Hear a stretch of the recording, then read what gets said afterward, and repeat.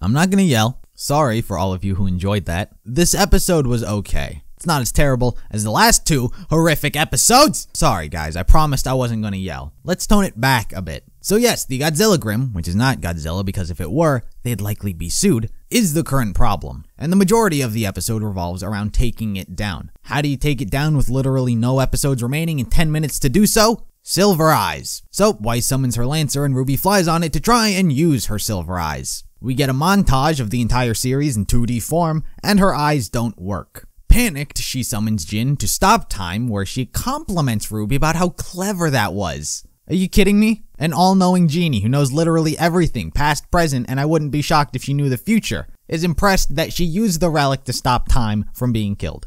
Cool. She tells her that she'll no longer be able to summon her without a question, setting up that she's gonna try and do that again. And so Ruby thinks of more flashbacks, where we get dun-da-da-dun! Summer Rose! Yep, that's her. The hair, the cloak, the silver eyes. It's Summer for ya. Why is everyone freaking out about this? It's Summer. Yeah. Keep in mind, Summer isn't some character who's been built up as some sort of epic huntress. She's not described as the greatest huntress who's ever lived. She's been described as Ruby's mom. That's it, her mom. This is her mom. Yep, there she is. I don't know why it took 6 fucking years to do it, but there she is, kind of, not really, just standing there, not doing anything. Everyone quick, act like it's the greatest thing you've ever seen. So she petrifies the Grimm, kind of, not really, but it doesn't matter when you have Cordovin. And for no other reason than the plot, she lets them go to Atlas. I guess everyone learned a lesson, except Team Ruby. They didn't learn anything aside from, hey, things work out if we just do whatever we want. It is revealed on the plane that Ozpin gave Oscar advice for crash landing it. Yang believes this to be a big deal when in reality,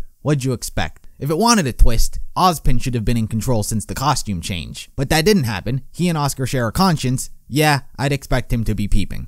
And everyone lives happily ever after. Weiss seems really not hesitant to return to Atlas, and despite stating that she knew all of the Atlas military was called back, she's still shocked that all of the Atlas military is there. So, what happens next volume? Hopefully they don't fuck up Whitley. That might actually get me to drop the show. There was also a scene with Neo and Cinder. The two get a costume change where Neo's tits are out for even more fan service. They're heading to Atlas, as we already knew this entire time, and was equally as much of a waste of time as the previous times we saw them. The after credit scene is Mercury being overdramatic looking at Salem create those monkeys from The Wizard of Oz. Get it? I have nothing to say this episode. It was exactly how you'd imagine it'd have gone. It's not Volume 3 ending good. It's not Volume 4 and 5 ending bad. It was just, eh. And this 2, maybe 3-minute video is befitting of this episode.